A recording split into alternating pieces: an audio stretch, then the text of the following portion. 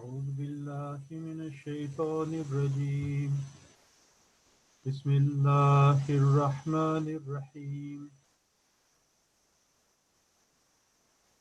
Yesterday we had started from Surah Al-Zilzal, which is the 99th chapter of the Holy Quran, and we had got up to covering six ayats from that, and I will continue to complete that and then go to the next surah. So the verse next, which comes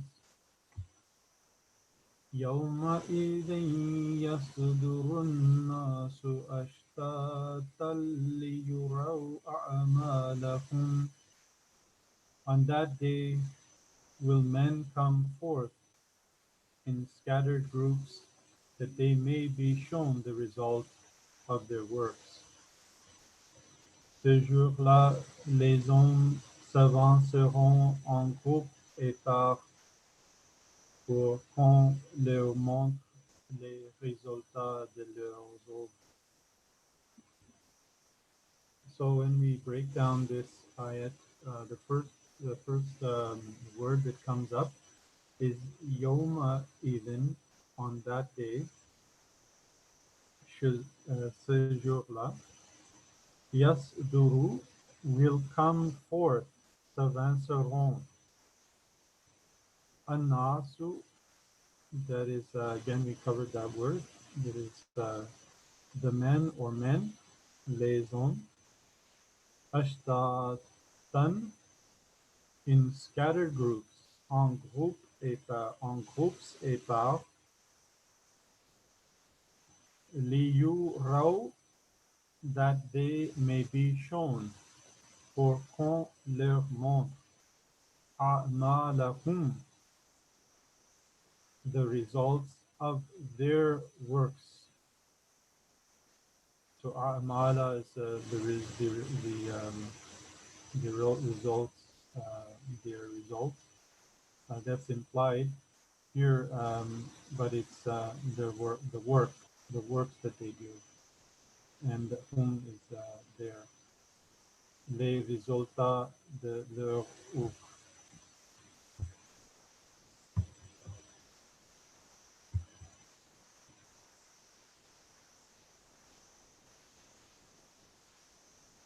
In the commentary, Hazrat Muslima anhu has said that the verse means that in the time of the promised Messiah, in order to protect and safeguard their political, social, and economic interests, people will form themselves into parties, companies, and groups. There will be political parties and parties formed on economic bases, and powerful guilds, cartels, and syndicates will also come into existence. The words that they may be shown the results of their works signify that individuals will pool their resources and collective effort will take the place of individual effort in order that they might make their weight felt and their labors might lead to some result. So these are the times that we are going through, and this is why it's very good that we just in these small surahs at the end of the Holy Quran, that we just briefly go through the commentary, if there is any there, um, because it is short and brief, but they are applying to the situation at our time as prophecies. And this surah, Az-Zilzal, is such a fascinating surah because it prophesied the exact time that we are in. And one should, when they memorize this surah, one should understand the ayat themselves, what they are saying. The next ayat, فَمَنْ يَعْمَلْ مِثْقَالَ ذَرَّةٍ خَيْرًا يَرَهُ. Then whoso does an atom's weight of good will see it. Alors quiconque fait un bien, même de fois then atom le verra. This is verse 8. Faman. So the two words fa here is translated. Fa is translated as then. Man whoso. Fa alors. Man quiconque. Ya'mal. This is the verb does or fait. Mithqala. This is mithqala. Weight. And I just put in brackets here the equal to is implied. Like in the italicized, when you see a word italicized, that it's on a slant. You see here en français, I don't know in français italicized, but it's même. The word même is italicized, même deux fois, and this is just it's implying, but this is not the literal translation. The translation of the word is fois, and zarratin and atoms. Then atom khayran, good or bien. This is khair. It's also as the time I did not have the time to add Urdu to this, but many words in Urdu language also they are from the Arabic language. Yarahu will see it. Le verra. So those then whoso does in atoms weight of good will see it. And the final verse. وَمَنْ يَعْمَلْ مِثْقَالَ ذَرَّةٍ شَيْئًا ذَرَّةٍ شَرًّا يَرَهُ. So this ayat is almost the same as the one previous to it, but there are two differences to it. And whoso does an atom's weight of evil will also see it. Et quiconque fait un mal, même deux fois d'un atome, le verra aussi. So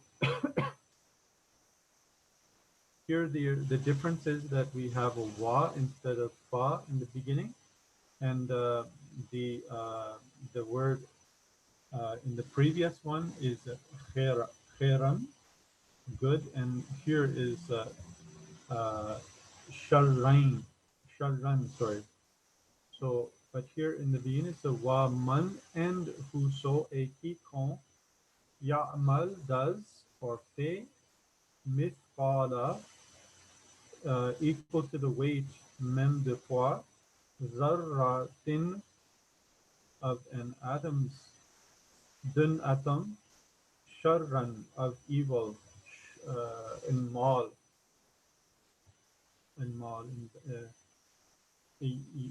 Yarahu will also see it. The verra aussi. So here, in the commentary of this Hazrat Muslim he comments on both of these ayats in ayat 9. He says that the principle that no action of man, good or bad, is wasted and must produce some result has been explained variously in the Quran. These two verses contain at once a message of solace and comfort for the righteous and a warning for the evildoers, and that they shall reap the consequences of their actions. So this is a beautiful uh, surah from the Holy Quran. When we look at it, we see how Allah has explained that there'll be many things that will come about, and as in the verse 2, Hazrat Muslim he spoke about many things that the earth will be shaken, and uh, there will be many things that will come out of it. The explorations will go deep into the earth, the scientific explorations to find many things, they'll be revealed and they'll come out. And also, he says that there'll be such a violence and violent agitation for the man, and we are seeing that. And he also says that great catastrophic changes that will have never been witnessed before. These are definitely the times that are going through, and those people who mock the Holy Quran, make fun of the Holy Quran, that they they don't realize that the times that we are seeing, the Holy Quran has been indicating about that or prophesizing about that which we are going through right now. Now let's go to the next surah, which is which is going to be part two, and this is Surah Al-Adiyah. أعوذ بالله من الشيطان الرجيم بسم الله الرحمن الرحيم والعاديات ذبحا فالموريات قدحا فالمغيرات صبحا فأثرن به نقعا فوسطن به جمعا إن الإنسان لربه لكنود وإنه على ذلك لشهيد وإنه لحب الخير لشديد أفلا يعلم إذا بعثر ما في القبور وحصل ما في الصدور إن ربهم بهم يومئذ لخبير.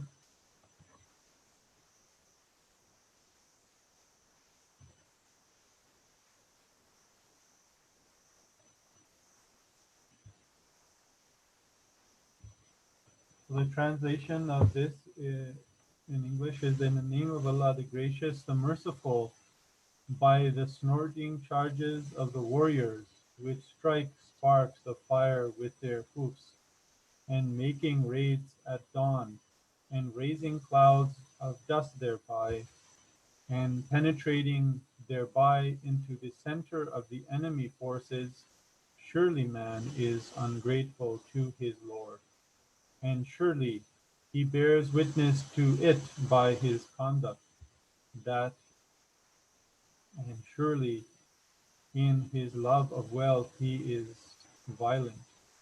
Does not such a one know that when those in the graves are raised, and that which is hidden in the breast is brought forth, surely their Lord will on that day be fully aware of them. Au nom d'Allah, le gracieux, le miséricordieux, par les coursiers Ron, Ronald Clan, qui font jaillir des étincelles de feu et font des incursions à l'aube et soulèvent ainsi des nuages de poussière et pénètrent par là jusqu'au corps des troupes ennemies. Assurément, l'homme est ingrat envers son Seigneur, et sûrement il en est témoin, et sûrement il est follement amoureux de la richesse. Ignore-t-il donc que lorsqu'on fera sortir que ce qui se trouve dans les tombes et que ce qui est dans les poitrines sera dévoilé, Sûrement, leur Seigneur ce jour-là sera très conscient de tout ce qui les concerne. Just a quick overview of this surah. Hazrat Muslim Maud Ta'ala Anhu in his commentary writes that a large majority of eminent scholars, including Jabir Ikrama and Abdullah bin Masud, one of the earliest companions of the Holy Prophet sallallahu alaihi wasallam and a great authority on Quranic chronology, are of the view that the surah was revealed very early at Mecca. One of two writers who disagree with this view therefore do not count. The surah takes its place in point of the time next to the preceding surah. In some of the foregoing surahs, the conditions both in the time of the Holy Prophet ﷺ and the promised Messiah, as well as the great transformation that was to be brought about by them, were simultaneously mentioned. And Surah Zilzal had dealt with the great advances in science and knowledge, especially in the science of geology, and with the vast changes that were to take place in the political, social, and economic spheres. The present surah deals with the zeal and enthusiasm of the companions of the Holy Prophet sallallahu alaihi wasallam, with their with their great sacrifices in the battles they fought against the unequal odds in the way of God. The surah may also be taken to refer to the mode of fighting in the present age. Some mystics, however, take the surah to refer to the constant war that the righteous believers have to wage against their passions and evil propensities, and to the heavenly light they receive as a result of the successful outcome of that fight. Bismillahir Rahmanir Rahim. In the name of Allah, the Gracious, the Merciful, au nom d'Allah, le Gracieux, le Miséricordieux. Bismillah Bismi is as we went over yesterday is a two words, be, and ism. Be is in and then ism is name, and in the name or unknown. Allah is the perfect name of Allah. There's no substitutive name for that. And Ar-Rahman is the gracious, the gracieux. Ar-Rahim is the Le Misericordieux. So I'm going through this as they are uh, the first verse of the Holy Quran, and it's not a repetition, because if it was a repetition, why would Allah then put it at the front of every surah?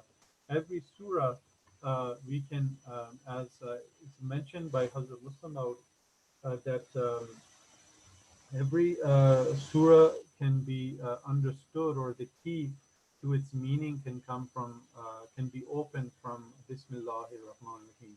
So it's a very important part of each surah. And as for that, I will be going through just a little bit of it every time I introduce the surah. And I thought that I would also cover just a little bit about Bismillah, so that we learn a little bit more about the this ayat. In the commentary, Hazrat Muslim says that the verse Bismillahir Rahmanir Rahim is the first verse of every chapter of the Quran except the chapter of Barra, which is the ninth chapter, which, however, is not an independent chapter but a continuation of the chapter Anfal. There is a saying reported by Ibn Abbas to the effect that whenever any new chapter was revealed, Bismillah was the first verse to be revealed, and without Bismillah, the Holy Prophet ﷺ did not know that a new chapter had begun. This hadith goes to prove that first, the verse Bismillah is part of the Quran and not something supernumerary, and two, that the chapter Barat is not an independent chapter. It also refutes the belief expressed by some that Bismillah is part only of Al-Fatiha and not of all the Quranic chapters. Such views are further refuted by the hadith in which the Holy Prophet ﷺ is reported to have said definitely that the verse Bismillah is a part of all the Quranic chapters, Bukhari and Qutni. So that is why when you see in the Holy Quran, which we publish, we always number Bismillah as the first verse. Whereas if you find the majority of the Muslims, when they make the translation or the numbering system of the Holy Quran, they don't number after Surah Fatiha. They leave Bismillah's number out, and then you have a variation. But according to this tradition and these hadiths, this these surahs, except for the ninth surah, they all start with Bismillah, and therefore they should be considered as part of that chapter. So coming to the second verse of this chapter, وَالْعَادِيَاتِ دَبْحًا, by the snorting charges of the warriors, Parle, Coursier, Ron, Wal Adiyat, that is translated here by the chargers, and that's implied these warriors on horses who are charging. Par les coursiers. Dabhan is snorting clan. So this is obviously applying to the horses that they are riding, the warriors are riding, that they are snorting. And the Holy Quran is giving a description of that. And then the important words, Hazrat Muslim anhu has said that al-adiyat, the chargers, is the plural of adiyat, which is feminine, and from adda, which means he ran vehemently, he ran very quickly. Adda alay means he attacked or assaulted him. Adiyat means companies of warriors, horses, or chargers of the warriors. Dabhan, snorting, is derived from dad baha, which means he or it uttered a sound or cry. Dabhan is a kind of race of the animals, particularly of the horses. The sound coming out of the chest of a horse when it runs fast and breathes laboriously, running of the horse with long strides. Then commenting on this verse, Hazrat Muslim says that how dear to God must be those fighters who wage relentless war against the forces of evil, that he has sworn by them or even by their horses. The verse speaks volumes for the zeal and enthusiasm of the companions of the Holy Prophet ﷺ to fight and give up their lives in the way of God. It says that they marched to the field of battle with extreme delight and zeal to score a victory or be killed in the way of Allah and thus obtain His pleasure, which is their most coveted goal in life. The verse also refers admiringly to the swiftness of movement of their charges and the suddenness of their assault. And also he says that the verse was revealed in Mecca at a time when the Muslims had no horses. In the Battle of Badr, there were only two horses with the Muslim army, one belonging to Muqdad and the other to Zubair. The verse, in fact, constituted a prophecy that soon the Muslims will have horses. It also was a command to them to have cavalry along with infantry. The next verse. فَالْمُورِيَاتِ قَدْحًا, which strike sparks of fire with their hoofs, qui font jaillir des étincelles de feu. فَالْمُورِيَاتِ, which sparks of fire, which sparks of fire, qui font des étincelles de feu, and qadhan, strike with their hoofs. That's implied that the horses' feet or their hoofs are striking, and by that striking, there is a fire that comes out. That strike en français, c'est jaillir. And Hazrat Muslim says that the charges of Muslim warriors run so fast that they produce sparks of fire when they strike their hoofs against the ground. The allusion in the verse is to the eagerness and zeal of the Muslim warriors to fight in the way of God. فَالْمُغِيرَاتِ صُبْحًا, and making raids at dawn. Et font des incursions à l'aube. فَالْمُغِيرَاتِ, and making raids. Et font des incursions subhan, at dawn, lob, and subha, which is also in Urdu, uh, uh, which is, I think, for the Urdu-speaking people, they already know that.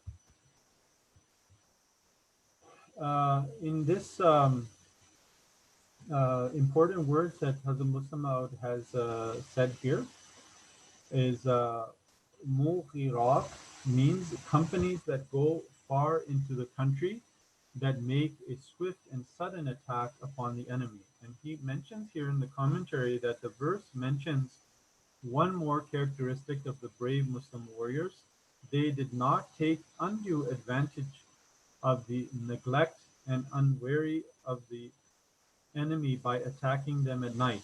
They attacked them in the full glare of the dawn. The verse shows that Muslims are brave and clean fighters.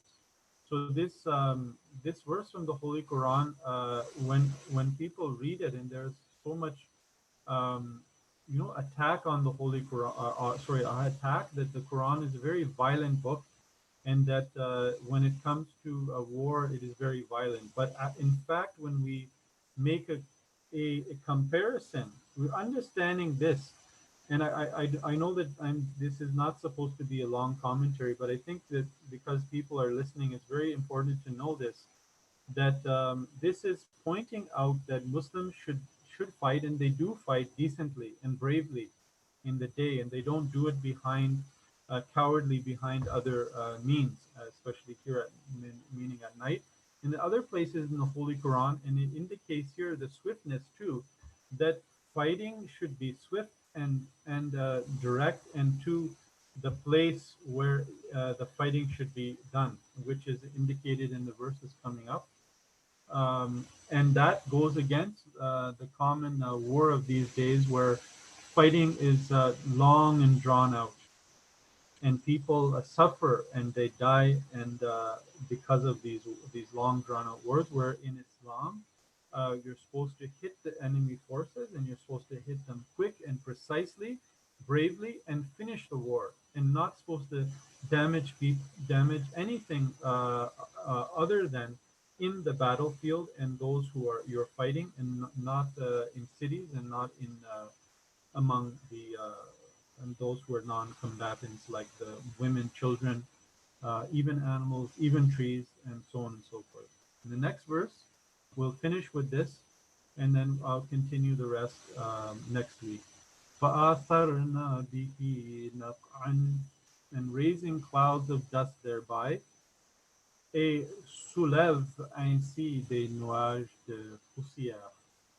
فَآثَرْنَا, and raising a soulève bihi, thereby, ainsi, naq'an, clouds of dust, or des nuages de poussière. As a Muslim out, he comments by saying that the assault of the Muslim forces is so fierce and overwhelming that the whole horizon becomes dark, with the dust raised by the quick steps of their horses. Jazakumullah, assalamu alaikum, rahmatullah.